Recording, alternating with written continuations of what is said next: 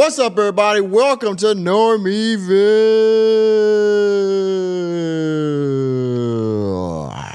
Well, we call you normies. So today, everyone, I am pleased to announce that the Michael Irvin lawsuit is finally complete, and he will be returning to NFL Network. Yes, our beloved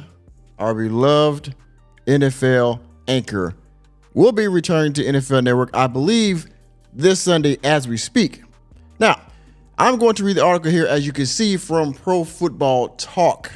And it says, Michael Irvin settles with Marriott, will return to NFL Network on Sunday. Settled that lawsuit, $100 million.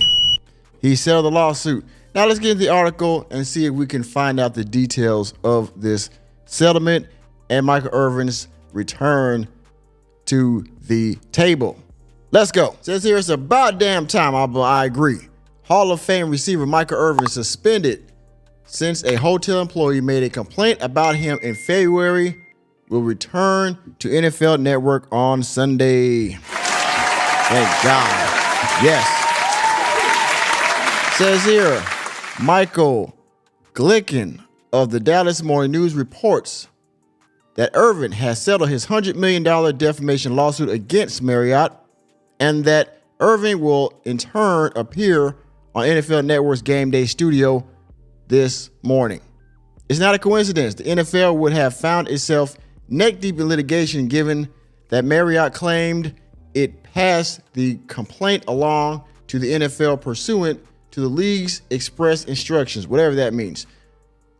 If the Irvin case had proceeded, the league eventually would have been asked to produce documents and potentially make witnesses available for testimony as to what the league did or did not do when investigating the complaints and deciding to suspend Irvin. Okay, so I assume that means that if that this woman, whoever in question that was accusing Michael Irvin, they had continued on, then of course that means the NFL Network would have come into play. Well, did y'all suspend him? Did y'all keep him on? It would have been further, court of public opinion type stuff. So I guess long story short, the NFL and the NFL Network had to do their due diligence and suspend him until this thing was over with, right?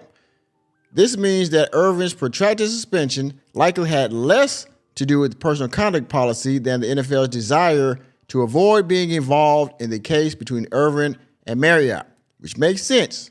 Whatever he allegedly said to the hotel employee amounted to off-duty conduct involving someone who wasn't a coworker.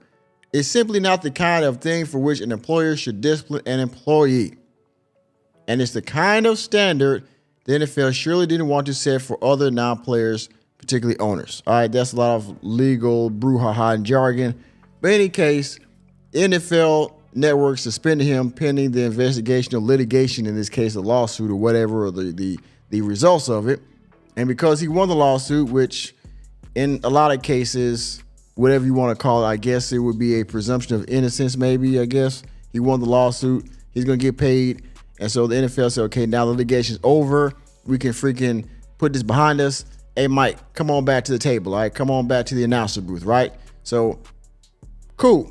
The settlement will likely remain confidential.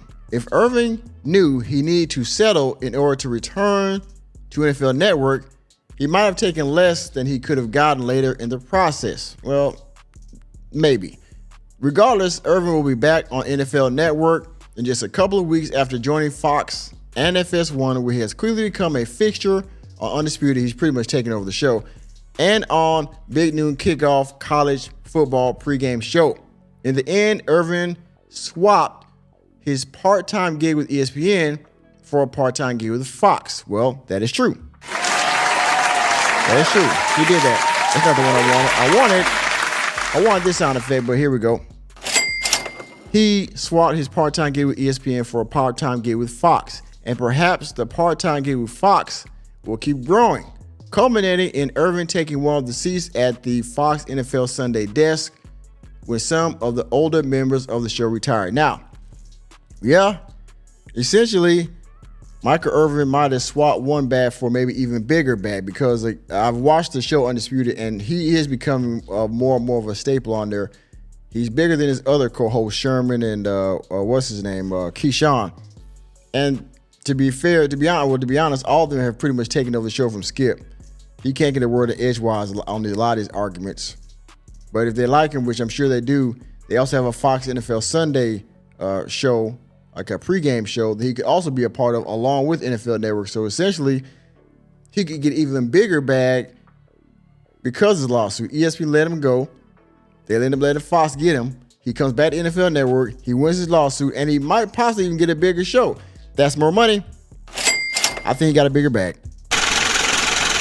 Personally, I think this lawsuit, even though it was egregious, could have possibly become a blessing in disguise for Irvin. But in any case, we're not talking about that. I'm glad he's getting back to NFL Network, and I'm glad he settled with Marriott. I don't know how much money was for. Probably something big. I hope close to what he asked for.